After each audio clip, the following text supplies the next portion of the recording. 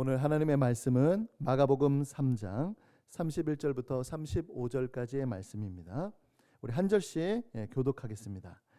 그때 예수의 어머니와 동생들이 와서 밖에 서서 사람을 보내어 예수를 부르니 무리가 예수를 둘러 앉았다가 여짜오되 보소서 당신의 어머니와 동생들과 노이들이 밖에서 찾나이다. 대답하시되 누가 내 어머니이며 동생들이냐 하시고 둘러앉은 자들을 보시며 이르시되 내 어머니와 내 동생들을 보라. 함께 읽겠습니다. 누구든지 하나님의 뜻대로 행하는 자가 내 형제요 자매요 어머니니라. 아멘. 여러분, 가족은 어떻게 이루어질까요? 보통 결혼해서 자녀를 낳는 방식, 그러니까 혈연 관계로 이루어지죠. 아니면 이제 입양을 할 수도 있을 겁니다. 혹은 재혼을 통하여서도 가족이 되기도 하죠. 다시 말해서 혈연 관계 혹은 법적 관계를 통하여서 가족이 됩니다. 예수님께서도 가족이 있으셨습니다. 아버지는 잘 아는 대로 요셉이었고요. 어머니는 마리아였습니다. 그리고 이제 같은 배에서 나온 야고보도 있고 요셉도 있고 유다, 시몬이라고 하는 형제들도 있고 이름은 나와 있지 않지만 누이들도 있었습니다. 그런데 오늘 본문을 보면 이들이 예수님의 가족, 내 가족이 아니다라고 예수님이 말씀하십니다. 오히려 더 자신을 둘러싸고 있는 자들이 자신의 가족이라고 말씀하시죠. 예수님께서는 왜 이렇게 말씀하셨을까요? 예수님에게 있어서 가족은 어떻게 이루어지는 걸까요? 오늘 성경 말씀을 통하여서 확인해 보겠습니다. 예수님에게는 이제 두 부류가 있었어요. 첫 번째로는 지지자들입니다. 그들은 예수님이 계시는 곳이면 어디든지 따라갔어요. 그분의 가르침을 들으며 그분의 치유를 경험했습니다. 다른 말로 얘기하면 예수님의 제자들이라고 얘기를 하죠. 또 다른 하나는 반대자들이었습니다. 그들도 예수님이 계시는 곳이면 어디든지 나타났어요. 그런데 그들의 목적은 예수님을 고발하려는 데 있었습니다. 대표적인 인물이 바로 바리새인과 서기관들이죠. 그런데 예수님을 거부하는 다른 사람들이 등장합니다. 바로 예수님의 친족, 예수님의 가족입니다. 그리고 그 안에는 누구도 있었냐면 예수님의 어머니 마리아도 있었습니다. 예수님에 대한 소문은요, 긍정적인 소문만 있었던 것은 아니었습니다. 예수님이 미쳤다라고 하는 소문도 있었습니다.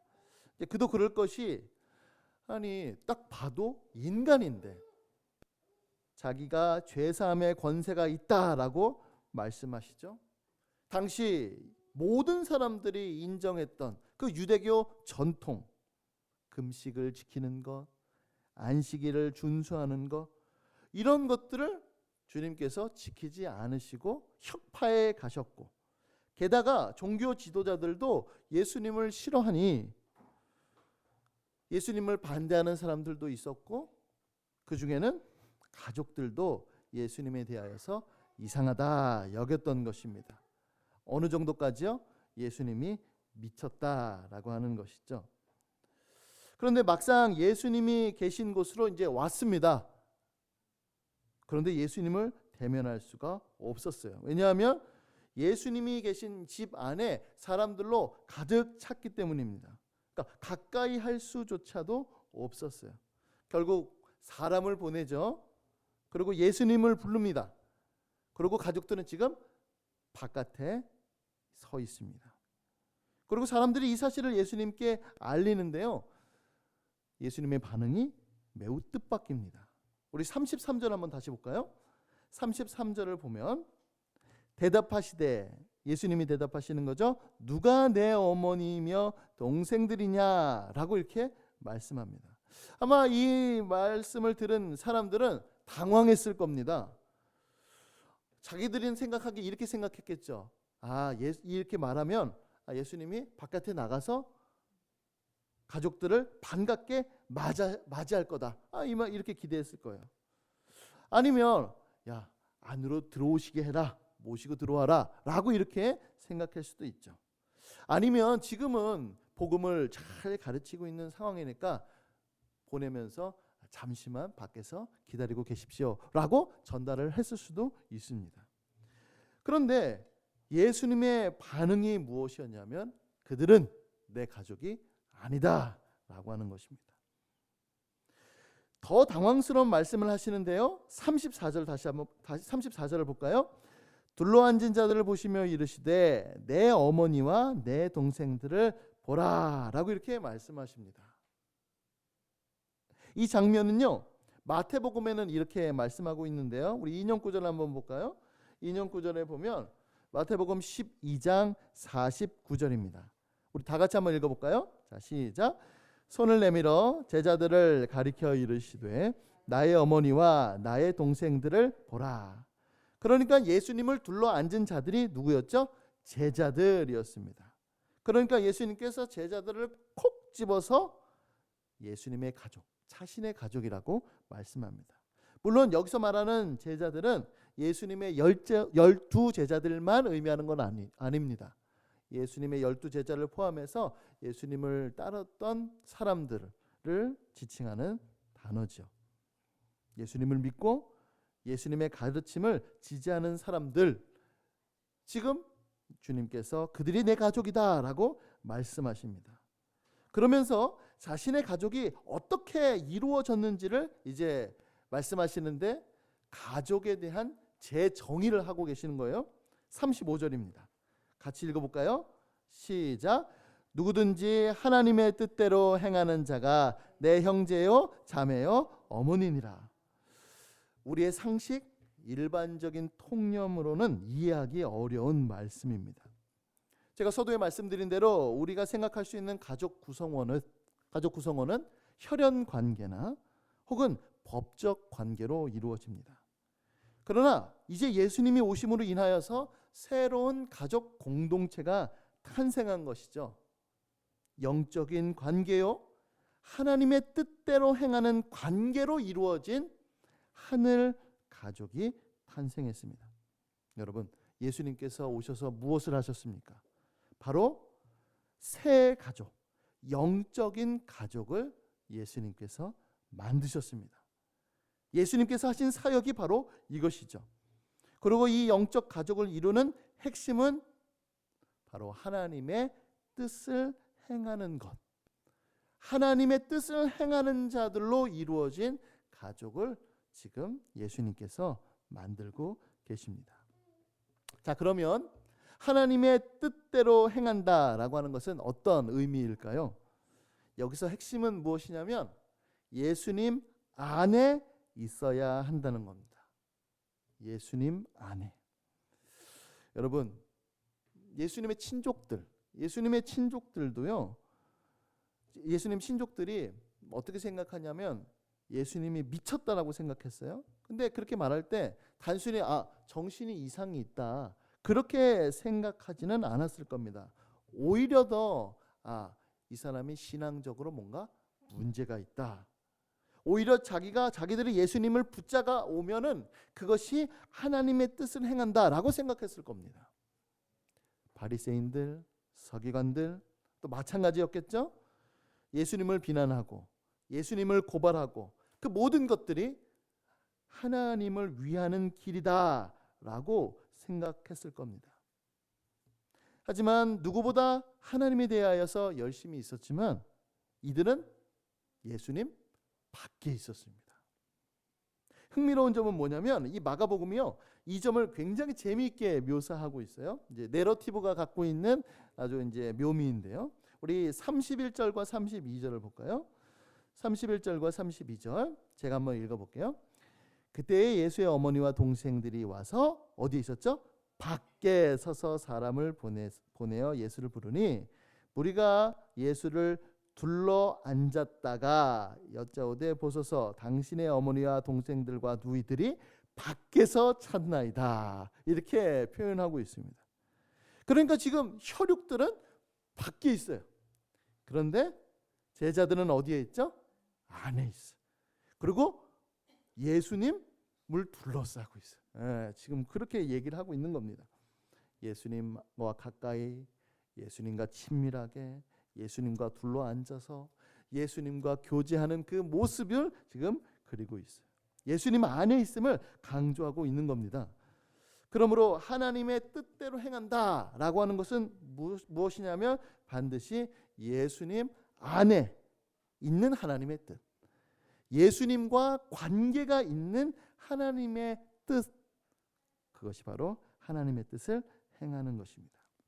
자, 그러면 예수님 안에 있는 하나님의 뜻이란 무엇일까요?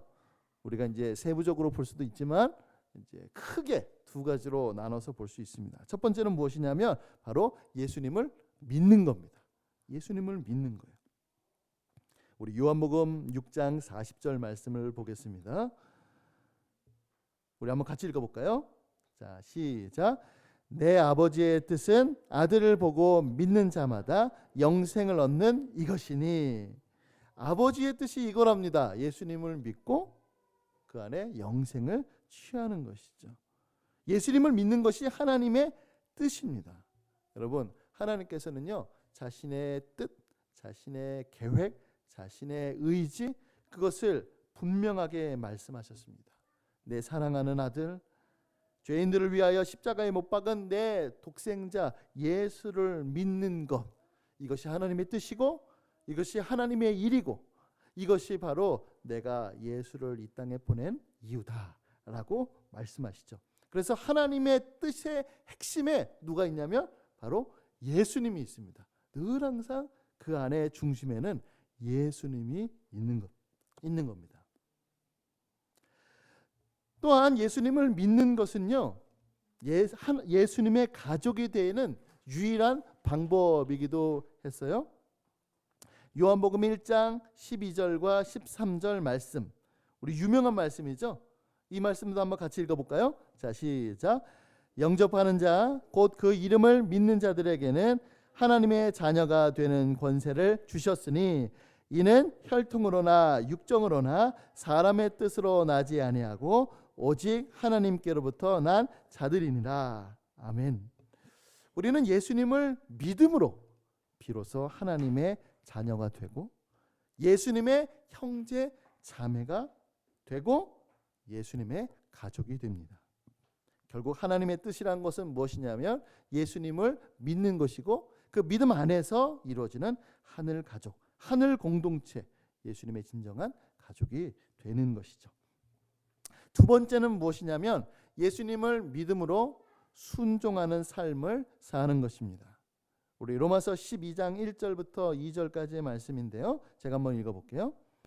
그러므로 형제들아, 내가 하나님의 모든 자비하심으로 너희를 권하노니 너희 몸을 하나님이 기뻐하시는 거룩한 산 제물로 드리라. 이는 너희가 드릴 영적 예배니라.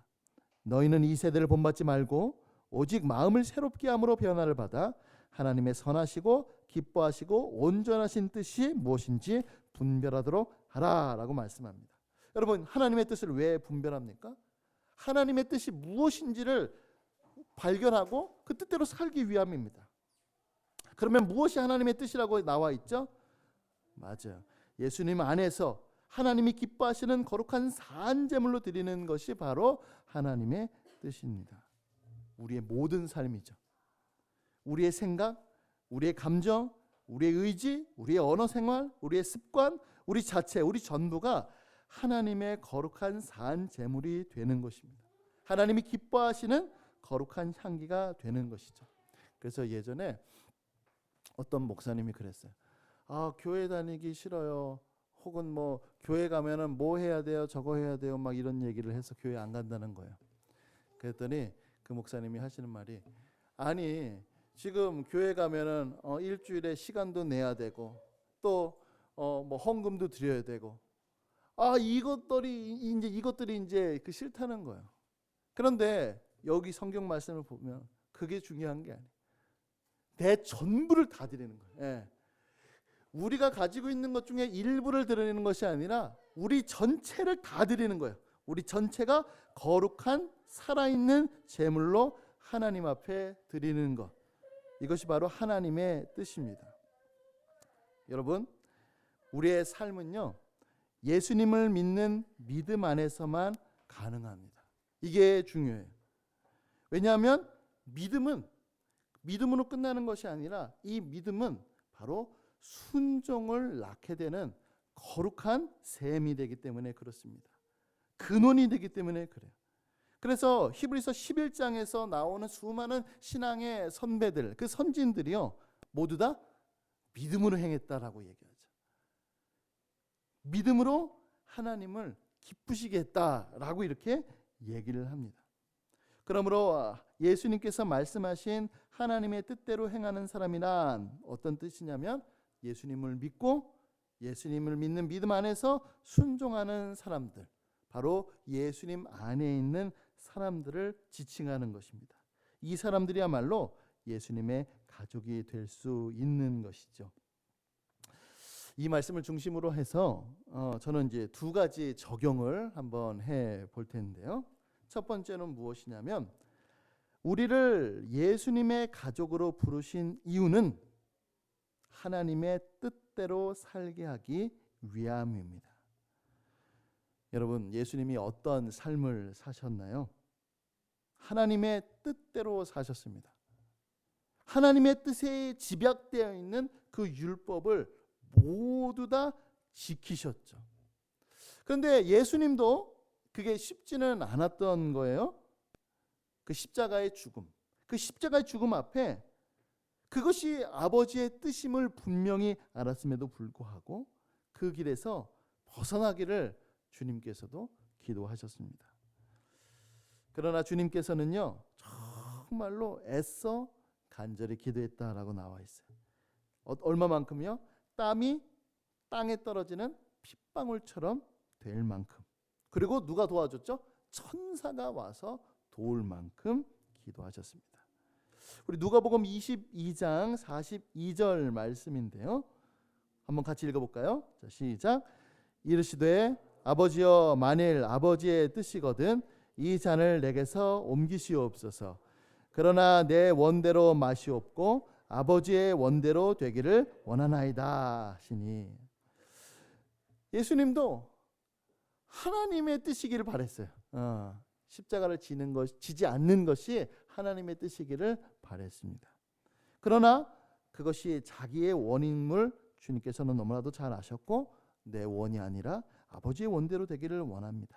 이것을 놓고 그렇게 간절히 기도하셨죠.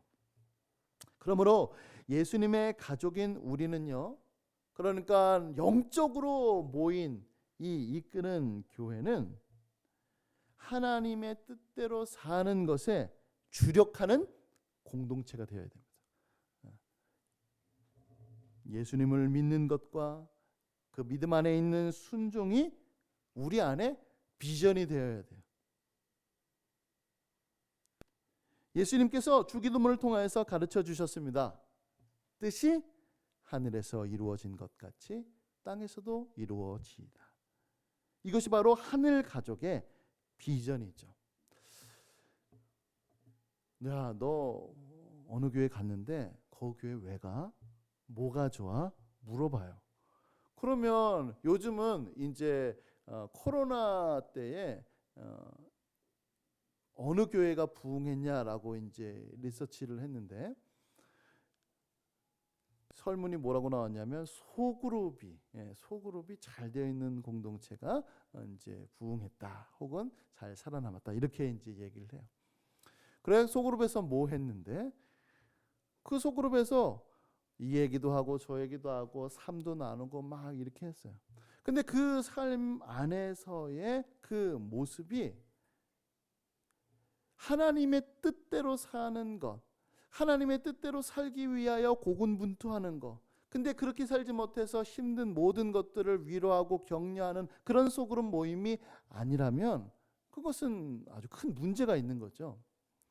여러분, 이제 모든 이제 교회 혹은 이제 셀이라고 하는 셀 교회를 다 폄하하는 것은 아닙니다. 그런데 셀 교회를 이제 창시한 이제 미국의 어떤 목사님은 어떻게 얘기를 하냐면 셀 모임, 뭐 우리로 얘기하면 소그룹, 뭐 구역 모임 같은 거 할 때 될 수 있으면 하나님 말씀 얘기하지 마라. 이렇게 가르쳐. 교회인데 될 수 있으면은 성경 공부하지 마라. 이렇게 가르쳐. 거기서 삶을 나누고 거기서 서로 친해지고 이게 중요하다. 오히려 더 성경 공부하면은 믿지 않는 사람들을 거기서 거부감을 일으킨다. 이렇게 나오는 거예요.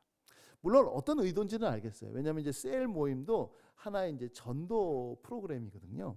그러니까 이제 믿지 않는 사람들을 교회로 데려와서 그렇게 이제 하는 거죠. 그런데 저는 과연 그렇게 하면 그 사람들이 교회 안에 들어와서 예수님을 진짜 믿게 될까? 저는 거기에 대해서 회의적이에요.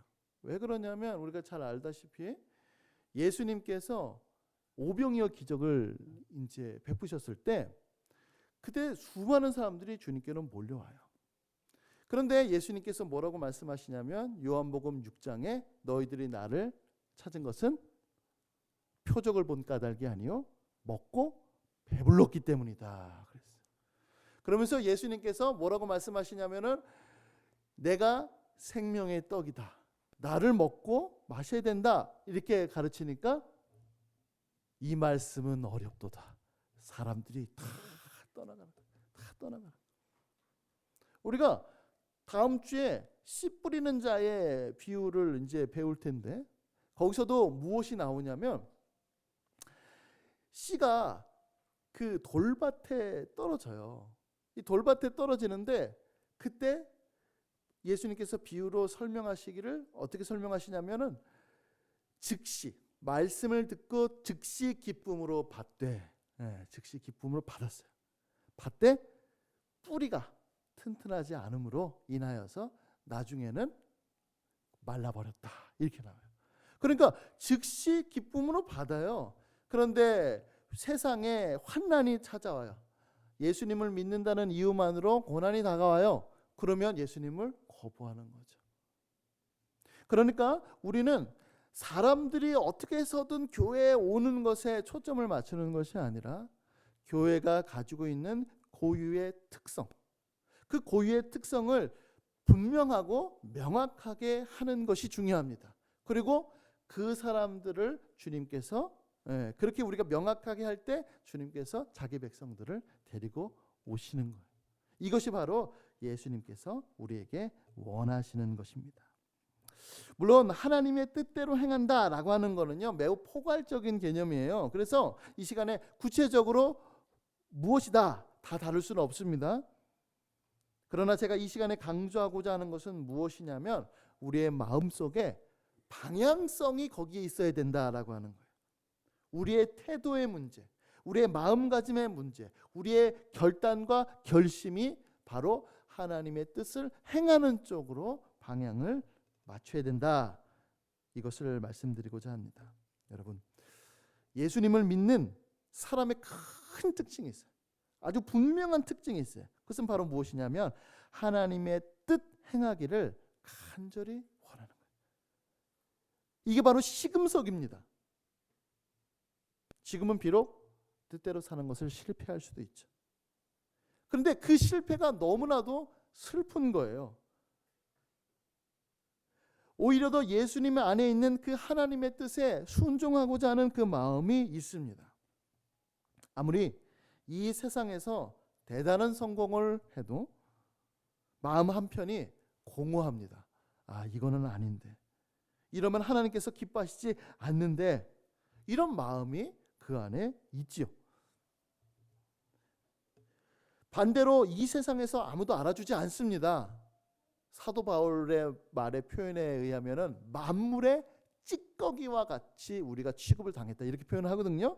그러니까 오늘날에서 보면 사도 바울이 위대하고 대단하지만 그때 당시에는 사도 바울을 인정해 주질 않았어요. 첫 번째로 예수님의 12사도에도 안 들어갔죠. 그래서 사도성에 대해서 늘 항상 의심받았죠. 또 교회를 박해했어요. 그러니까 야 옛날에 저 박해했던 사람이 지금 이거 무슨 말도 안 되는 소리냐 했죠. 그 다음에 유대인들도 싫어했죠. 왜냐하면은 할례 지킬 필요 없다. 막 이렇게 얘기하니까 싫어했던 거예요. 얼마나 많이 맞았습니까? 얼마나 많이 도망다녔어요. 만물의 찌꺼기와 같은 사람으로 여김을 받았습니다.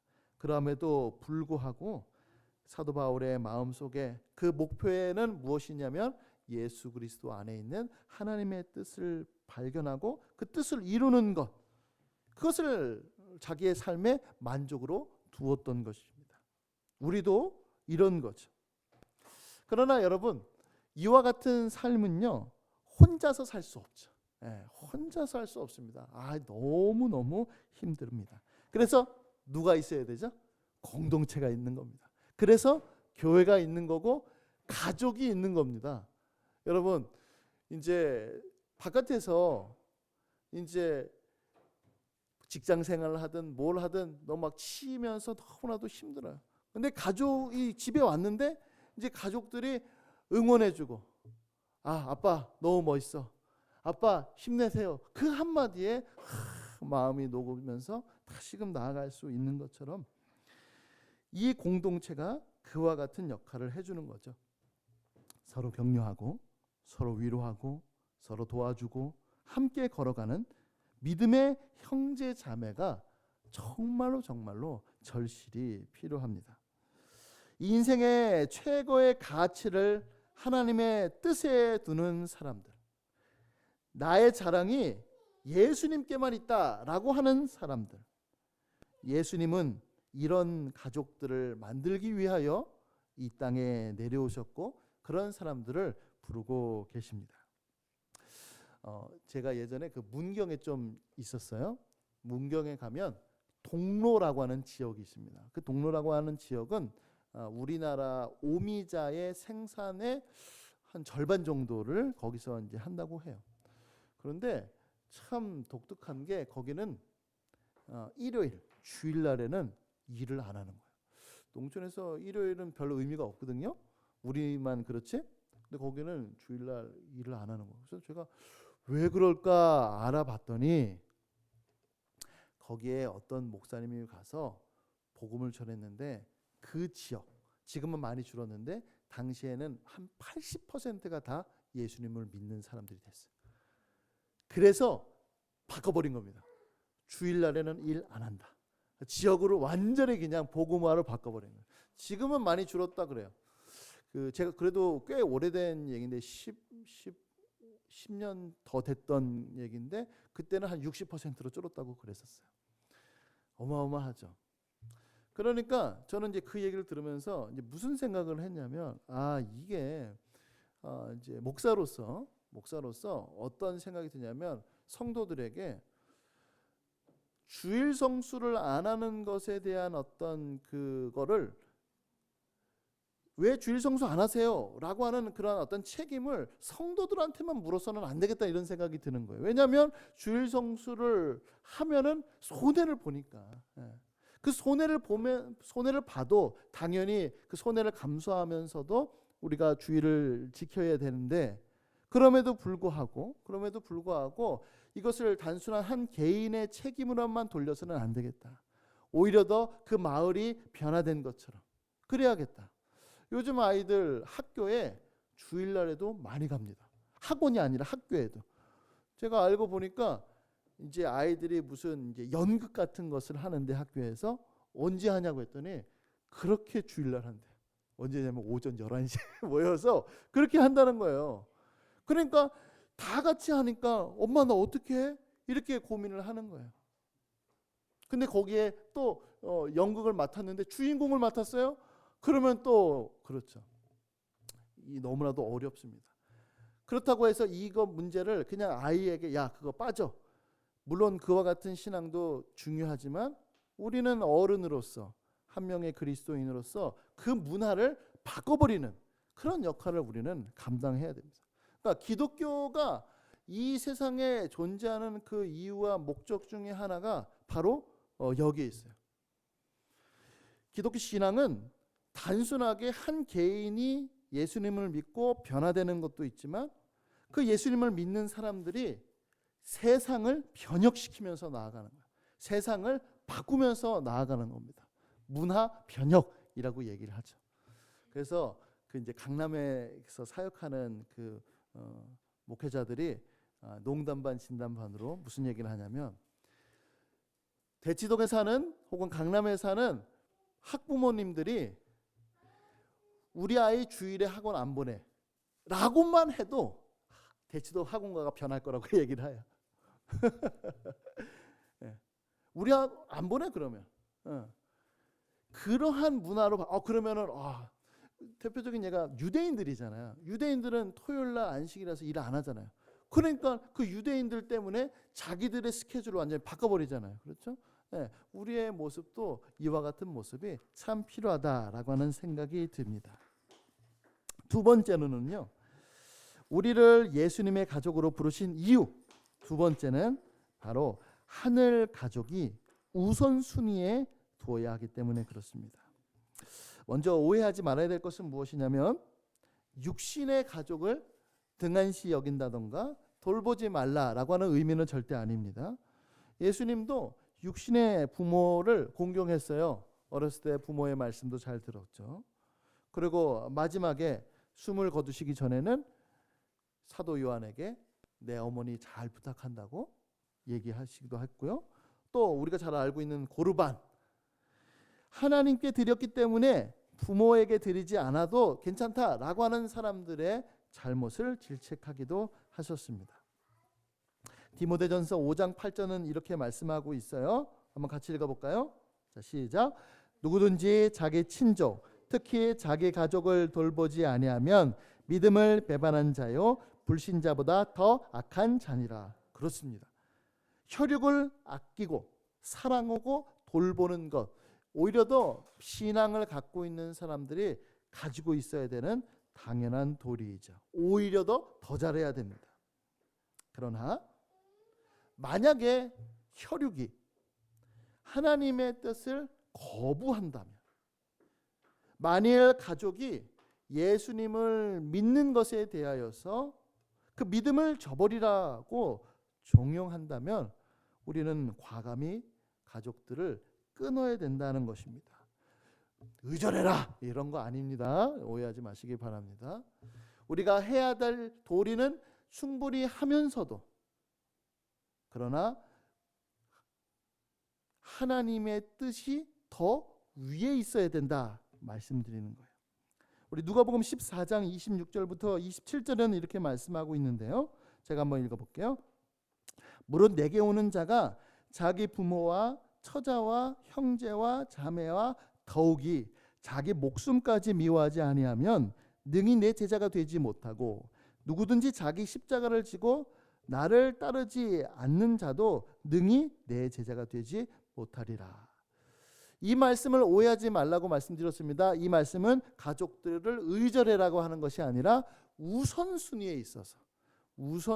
있어서 바로 하나님의 뜻이 더 우선이다라고 말씀하는 거예요. 여러분, 이와 같은 길을 걸어갔던 분이 누구십니까? 예수님이시잖아요. 예. 지금 보세요. 우리도 제가 이렇게 이제 있단 말이에요. 근데 저희 이제 부모님들이, 가족들이 다 왔어요. 이제 그랬으면 좋겠지만 여기 이제 그냥 많은 사람이 있질 않아서 못 들어오는 상황이에요. 그래서 이제 딱 가서 우리 가족이 왔습니다. 그래요? 그때 제가 누가 우리의 가족이에요? 누가 우리 가족이야? 누구세요? 여기 있는 여러분들이 제 가족입니다. 라고 말한다는 걸 생각해 보세요. 굉장히 민망하죠. 너무 죄송스러운 말씀이에요. 근데 그 길을 예수님께서 걸어가셨어요. 그 얘기는 무엇이냐면 바로 우선순위에 있어서, 그들이 내 가족이 아니다라고 하는 것을 부정하는 것이 아니라 우선순위에 있어서 이제는 혈육의 그 친족보다는 하늘 가족, 영적인 가족, 하나님의 뜻대로 살아가는 사람들의 그 가족이 훨씬 더 우위에 있다. 지금 예수님께서 이렇게 말씀하고 계시는 것이죠. 그리고 주님 중요한 거는 뭐냐면 마지막이 더 중요해요.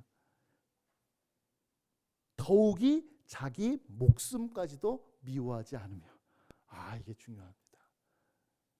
자기 십자가를 지고 하나님의 뜻대로 주님께서 걸어가셨죠. 자기 목숨을 버리셨습니다. 자기 십자가를 지었습니다. 하나님의 뜻을 따랐던 것이죠. 여러분, 우리는 예수님을 믿는 데 있어서 가족들의 이해가 없을 수도 있어요. 심지어 가족들이 적개심을 갖고 혹은 박해를 받을 수도 있습니다. 하나님의 뜻을 행함에 있어서 지불해야 할 고통의 값이 있을 수 있습니다.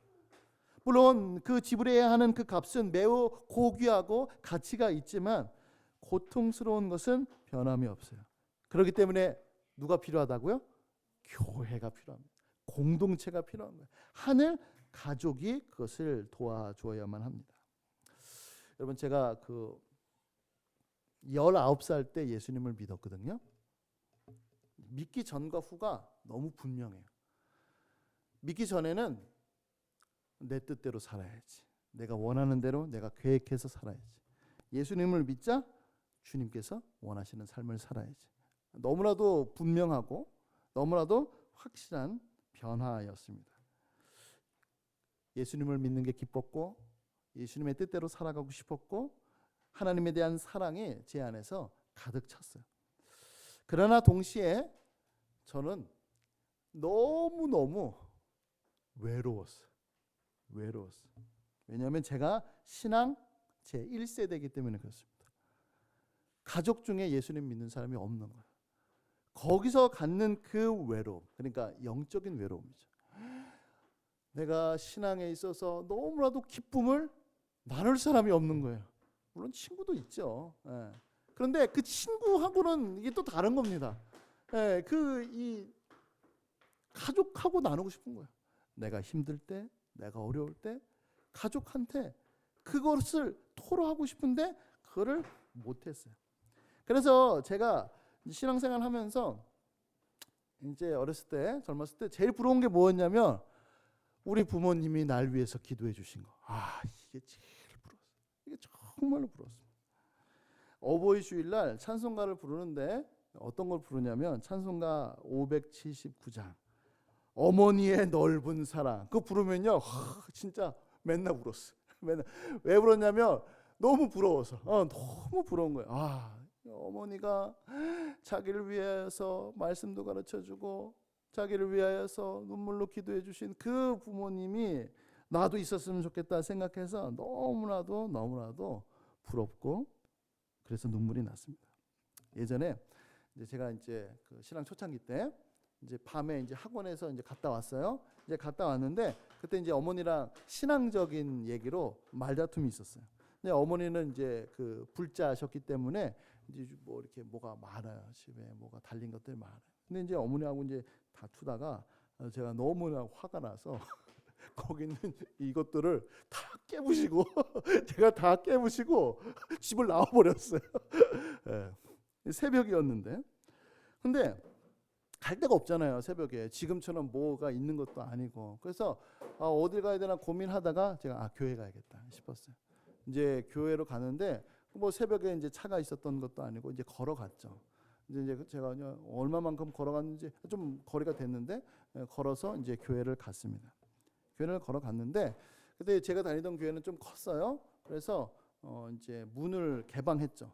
뭐 이제 거기 관리 집사님도 계셨던 것 같아요.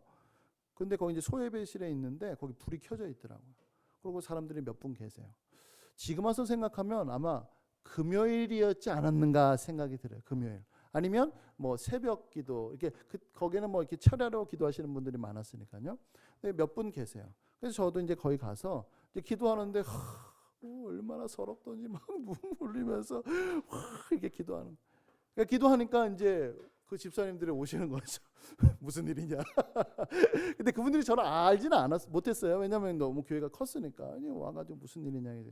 제가 이만큼 저만큼 하는 일이 있었습니다. 그러니까 이제 그분들도 자기도 그랬었는데 그래서 격려도 해주시고 위로도 해주시고 저를 위해서도 기도해 주시고 그러면서 제가 왜 그런지 모르겠는데 같이 찬양을 불렀던 기억이 나요. 저한테 찬양 같이 불렀으면 좋겠는데 어떤 찬양 부르고 싶냐. 근데 제가 그때 당시에 초창기여서 찬양을 많이 알진 못했는데 하나가 기억나는 게 있었어요. 주 예수보다도 귀한 것은 없네. 세상 즐거움 다 버리고 세상 자랑 다 버렸다.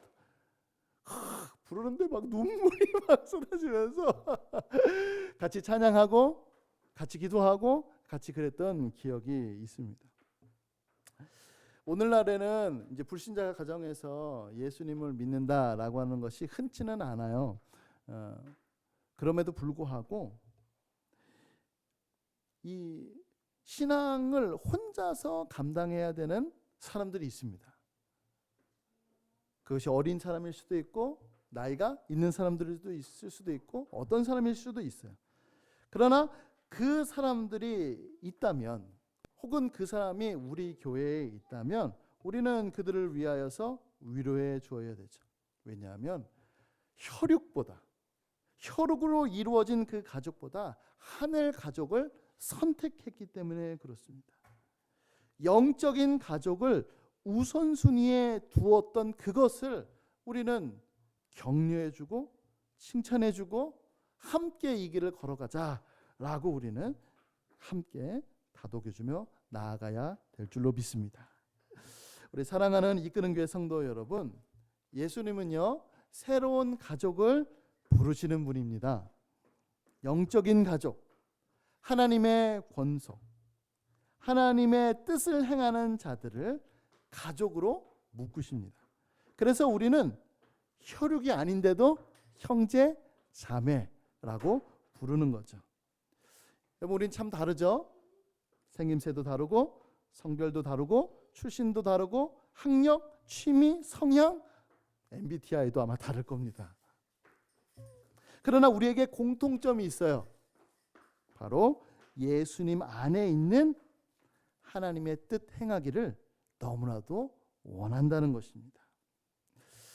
마지막으로 우리 메시아 시편인데요. 메시아 시편 40편 8절 말씀 우리 다 같이 읽고 설교를 마치겠습니다. 시편 40편 8절 말씀이에요. 다 같이 한번 읽어볼까요? 자, 시작.